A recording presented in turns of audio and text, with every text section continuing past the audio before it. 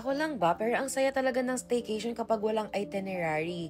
Kaya perfect ang staycation na nabook namin. Hey beauties! Nagbook kami ng staycation ng baby ko kasi gusto namin ma-relax talaga. Buti na lang nakita ko tong Fine Suites by CBCL. Dito nga pala yan sa Azure Residences Santorini Tower.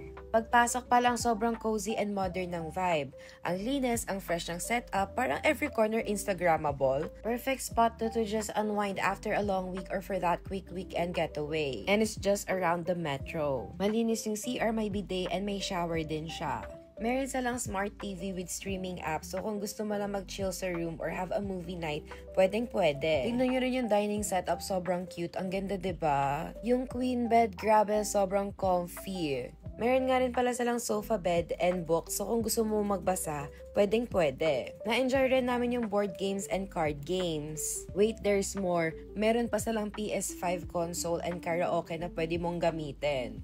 Meron din silang basic kitchen setup na pwede mong lutuan and hygiene kits and towels. Diba kompletong-kompleto? The highlight for me, yung balcony view. Kitang-kita yung man-made beach and yung wave pool and honestly, ang relaxing lang talaga. Syempre, hindi namin pinalagpas ni Bobby na mag-swimming. Very Instagram-worthy ang beach and nakakatuwa yung wave pool. Very fun, I swear. If ayaw nyo naman magluto, meron din naman mga kainan na malapit sa unit and pwede rin magpa-deliver. So beauties, if you're planning your next quick getaway or staycation, check out Fine Suites by CBCL at Azure Residences. That's all for now. Bye!